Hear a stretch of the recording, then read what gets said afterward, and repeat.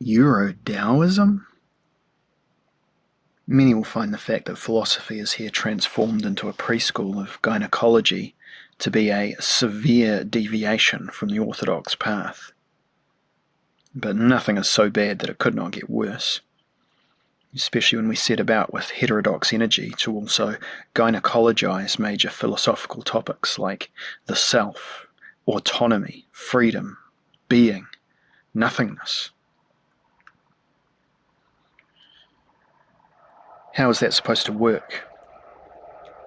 Effortlessly, by showing in the very first section that the problem of nihilism must be addressed differently from the way Nietzsche has done it, less heroically, that is, in the second section, by developing the idea that Western metaphysics of the subject was a purely andrologically executed attempt to compensate for the uncanniness of having been born through a power-driven erection of the self, where we will not miss the opportunity to infiltrate the classical definition of philosophy as midwifery of the soul in actually gynecological terms. And in the third section, by explaining the right use of the term Eurotaoism, not without bringing the old Chinese intrauterine bonhomie into play, which interprets the carryings-ons out there as a deadliness in vain. Nothingness and historical consciousness, a note on the world history of life fatigue. Friedrich Nietzsche, on the genealogy of morality, quote, "The sight of man now makes us tired. What is nihilism today if it is not that? We are tired of man." Nietzsche's special position in the history of newer philosophy is constituted by the fact that after him one learns to understand the connection between historical thinking and melancholy. This discovery contains the quintessential legacy of the 19th century. It is understandable why this century is so poorly regarded by those who came later as one of crooked postures, pompous gestures, and titanic sentimentality. It is a major crime, however. Its major crime, however, is that it left the 20th century with a paradox that seems more trying than the most hopeless double bind. By bringing up those who are born later to think historically, it infected them with an incurable melancholy.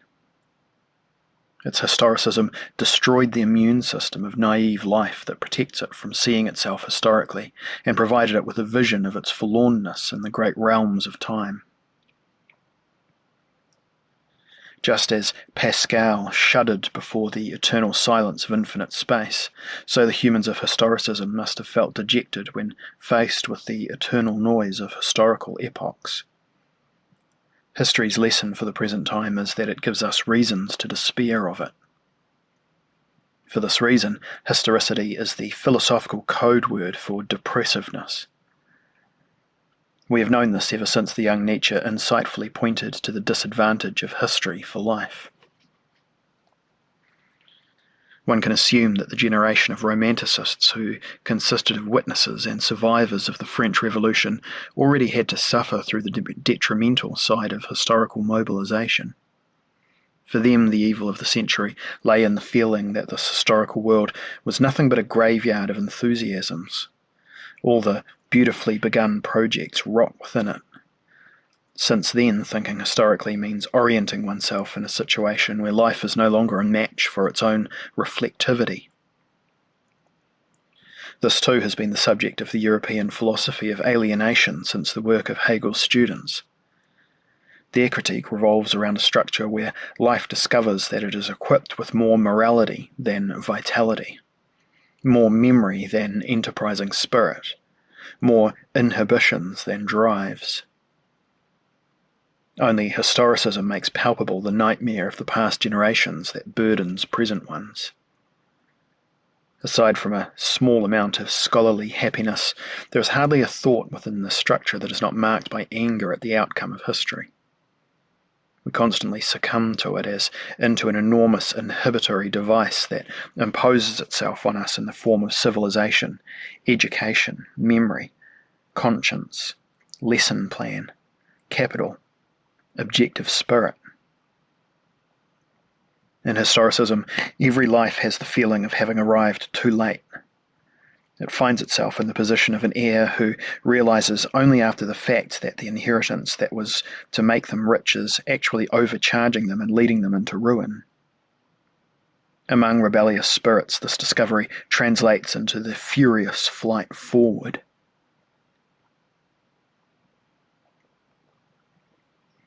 The effect of being ruined by an unprovable and inviolable inheritance is extraordinarily ironic.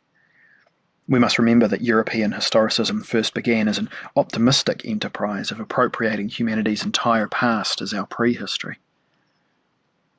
The heroic optimism of total historical appropriation is primarily linked to the works of Hegel and Marx. Hegel attempted to reclaim the total past of all thinking humans as the property of a self-resonating absolute spirit, while Marx asserted the claim of organizing the entire future as an expression of the essence of a humanity that wades through itself to get to itself. For a long time now, however, the impression has been spreading that these two great programs known to recent history both lead to exhaustion in their respective ways. We're just happy if nothing happens to us on our way to work, and we cannot even imagine hoping to convert the world into a condominium for our species via our work. To this day, the Earth is regarded by ideologues in the succession of Marx as a future single-family house of the working class, while for Hegel, world history is a family tomb in which each skull represents a relative. Both of these massive endeavours fall back into the universal history of fatigue, and in view of both of these last two great titanisms, it becomes increasingly clear that the more historicity reflects on itself, the more it comes under the sign of Saturn. As far as depressive historicism is concerned, the present is characterised only by the fact that it perceives fatigue not only retroactively, but also prospectively. Today you do not have to be a historian so much as a futurologist to have history come to mind as a patchwork of despair. Nowadays, those who feel like being sad think not so much about what once was, but about what the already surprisingly recognisable future will bring. Now that historicism has usurped the future as well, the circle of historicity is closed. World history in the form of an energetic account made on the steps that lead up towards us is no longer easily possible, and will heretofore always be sabotaged by counter-narratives that speak of losses and fractures. Thanks to historical enlightenment, the world is now under the eye of a sad science, unable to be romanticized. The best remembrance has the most evil eye. As a result, all history is dis-evangelist. History is bad news. At this point, the question of nihilism can be introduced. It is obvious that in the declarations of nihilism as they arose barely more than 100 years ago, the affirmability of life as a whole was called into question. This is directly related to the triumph of historicism and its disenchantment with the temporal world. It creates a cultural situation where life has to see its own history as a process of increasing inhibitions and deformities. Historicism, as an application of enlightenment onto the existence of the enlighteners themselves, dismantles reasons to live and dissolves the vigorous self-invention of local narcissisms in a relativistic way. Therefore, the issue of nihilism must become the focal point of modern cultural self-understanding at a time when the victory of inhibitions over impulses, depression over initiatives, comparison of lifestyles over the decision to choose one is almost complete. This is precisely Nietzsche's moment. He positions his thinking at the lowest point of universal historical decadence, on the assumption of having reached a turning point at the same time.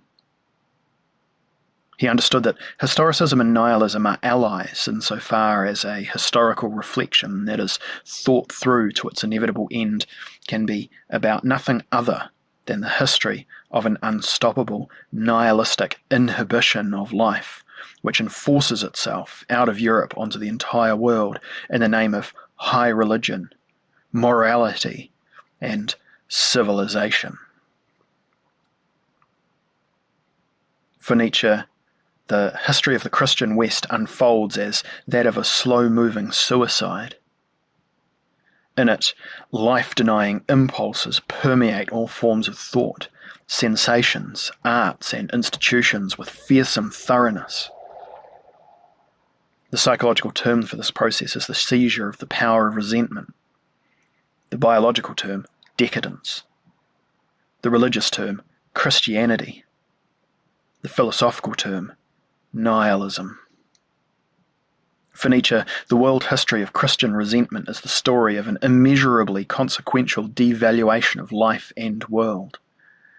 This devaluation is the aggressive spike in negation that emerges from the feelings of resentment of an already denied, inhibited, mutilated life. In the Christian rejection of the world, a whiff blows over to us of the suicidal depths of Asia. For Nietzsche, Western nihilism is the world history-making enactment of a radical negation of all that he calls the vital values. In it, he sees a will to nothingness at work that empowers negative stirrings instead of vital self-affirmations. What our nihilism wants would be nothingness as the highest value. This is a nothingness in the form of an absence of valuing life as worthwhile, an absence of the motivation to exist. In short, a depressed nothingness rooted in the refusal to accept life as it is. The exploration of motivational nihilism runs through Nietzsche's entire body of work. With angry lucidity, he works out the mechanisms of the inhibited and inhibiting negation that has acquired a theoretical, moral, and psychological monopoly in the modern age. Disguised as Christian mission, philanthropy, and civilizational progress, Western nihilism has gained the power to move the world and bring it down at the same time. Talk of nihilism forced itself upon the waking spirits of the 19th century because they had understood how powerlessness had established itself as a world power. The inability to reach a comprehending affirmation of life gained favour in institutions that constitute a disguised denial of life. Nihilistic modernity is the world realm of resentment in the form of a will to break life. With this diagnosis, Nietzsche had issued the moral death certificate to the West and its heirs in the East and West. With outrage, he reminded us that the word world is a Christian expletive. Seeing the world be dominated by the Christian no that was masked itself as post-Christianity, he felt justified in taking the side of denied life and disdaining his age as an era of consummate nihilism. Instead, he taught a Dionysian law of nature, the right of life to follow motivations other than moral ones. His utopia was a heroic positivism by way of which a positive, noble self-affirmation, without consequences, could disassociate itself from any origin that consisted of poisoned emotions. All of this is well known and only sketched out here as a background for what comes later. Of course, no one will deny the combat value of Nietzsche's diagnoses, nor cast doubt on the strategic reach of his religion-critical gaze. Nevertheless, in order to talk about the dynamics of nothingness today, we can no longer continue directly in the tradition of Nietzsche's theorems. Strange as it sounds, his conception of nihilism remains philosophically too innocuous, to the extent that it stops at motivational nothingness and its overcoming. We are tired of man. This sentence, more than its author knew, succumbs to a process where the increasing effort of human existence triggers a wave of life fatigue. This process also includes Nietzsche's escape from fatigue into violent affirmations and walks right past the Dionysian revivals as if bored by them. After its misleading upswings, thinking has to come to the decision to perceive its own gravity, fatigue, and vested depression in positive terms. We will show that a meditation on gravity is needed to enliven philosophical talk about nothingness and nihilism. Nietzsche's genealogy of morality and his analysis of the feelings of resentment are not enough to understand gravity. At best they elucidate the will to nothingness, but they fail before the perhaps more sophisticated task of locating nothingness in a prehistory of negation, and in an archaeology of life fatigue. Depression as an existential experience of gravity is in the last instance not a psychiatric issue, but a philosophical one. Nietzsche himself has occasionally looked beyond the horizon of motivational nihilism. His gaze went furthest in the famous formulation that describes modern nihilism as an uncanny guest, the most uncanny of all guests. The metaphor of the guest points to the idea that nothingness is more than just a product or goal of the denial of life by those who live poorly. It suggests that conscious life must in principle be prepared for terrible visitors. Human existence itself has an uncanniness to it that does not only emerge when humans say no to the given.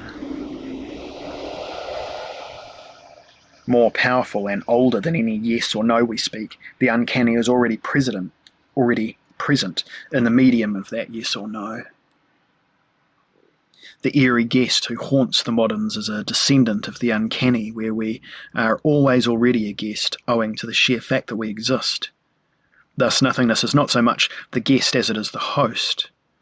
However, Nietzsche was of the opinion that the uncanny comes to us rather than vice versa, and thus lapsed into the heroic key. He led us to believe that living dangerously was an ethos of the more noble self, and not a common situation that precedes every effort and achievement. With the reference to the uncanny, a new, say, anthropological or fundamental ontological tone enters into the discussion of nothingness. Now talk is no longer of motivations and valuations, but of the structure of existence into which the imprints of the negative are engraved. At the height of the recent philosophical discussion about existence, it could even have been said that it ended up in nothingness. In other words, in the ungiven and the ungrounded. Such formulations demonstrate the movement that entered the analytics of nothingness during the 20th century. At the same time, nothingness has made itself an ontologically popular career and has risen to stardom in novels, films, and children's books. Just how far one can go in this direction is shown by Michael Ender's fantasy cult fairy tale The Never-Ending Story, where nothingness turns into something that grows in massiveness by absorbing the most tangible realities.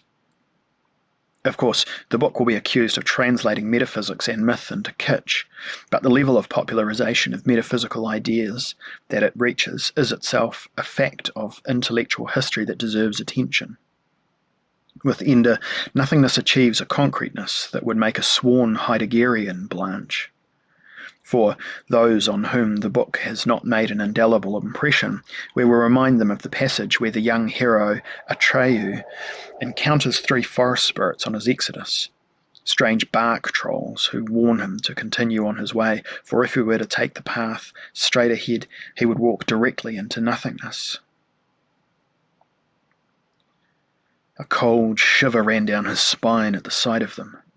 The first, having no legs or haunches, was obliged to walk on his hands. The second had a hole in his chest so big you could see through it. The third hopped on his right foot because the whole left half of him was missing, as if he had been cut through the middle. The 3 characters who are gnawed at by nothingness play a role that myth research refers to as that of the adjuvant, the helper who first appears in a warning function, and then to show the way. As Atreyu asks what happened to them, the first answers, "The nothing is spreading. It's growing and growing. There's more of it every day. If it's possible to speak of more nothing. All the others fled from howling forest and time, but we didn't want to leave our home. The nothing caught us in our sleep, and this is what it did to us." "Is it very painful?" Atreyu asks. "No," said the second bark troll, the one with the hole in his chest. "You don't feel a thing. There's just something missing, and once it gets hold of you, something more is missing every day. Soon there won't be anything left of us." Then Atreyu asks, curious as all saviours are, where in the forest it had begun, and after hearing the troll's answers, he climbs a tall tree to look at the nothingness. When at last he reached the crown, he turned towards the sunrise, and then he saw it. The tops of the trees nearest him were still green, but the leaves of those further away seemed to have lost all colour. They were grey. A little further on, the foliage seemed to become strangely transparent, misty, or better still, unreal. And further still there was nothing. Absolutely nothing. Not a bare stretch, not darkness, not some lighter colour. No. It was something the eyes could not bear. Something that made you feel you had gone blind. For no eye can bear the sight of utter nothingness. Atreyu held his hand before his face and nearly fell off his branch. He clung tight for a moment and then climbed down as fast as he could. He had seen enough. At last, he really understood the horror that was spreading through Fantastica. Rarely does one find such a complete description of actually present nothingness. It is only through such a description that we truly see how talk of nothingness has spread within new metaphysical phantasms as a code word for the horrifying. It gnaws on the characters like an ontological leprosy, turning trees transparent like a metaphysical forest extinction.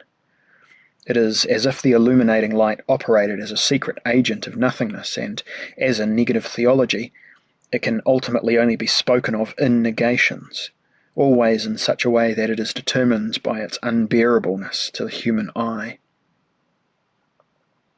Taken together with the hint that this nothingness raids the forest from sunrise on, this brings to the fore the idea that the triumphant march of nothingness could be related to the development of a certain Western metaphysics of light. Ender's portrait of nothingness is thus not entirely without resemblance to the original, and some claim it to have poetic charm.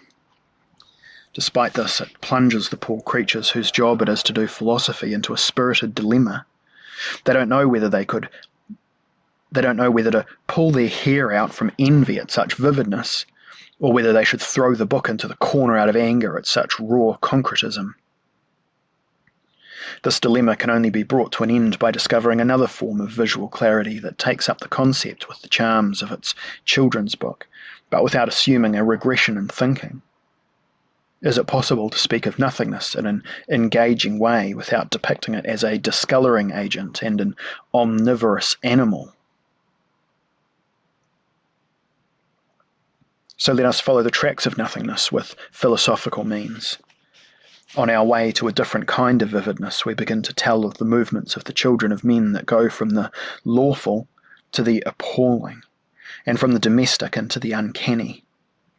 One more step and we write the opening chapter of a philosophical novel that tells of human birth and the further advances of the subject. It would not be a philosophical novel if it did not try to claim to be a general autobiography in which all that says "I" has recorded its story. This novel of the subject has a Pantagruelian mix of genres. It combines equal parts of the history of philosophy, as well as the ghost story, the heroic epic as well as the picaresque novel, and must also include something of hagiography. It is the novel of birth, written as the prototype for all stories that tell of the excursion, odyssey, heroic path, and education in the labyrinth of the world. We will see how a coming into the world and coming to naught echo each other. As a byproduct of this natural history of the uncanny, a summary social history of human overexertion, and a small world history of life fatigue emerges. It is a book of the human being as a questionable child of the world, not a book for children.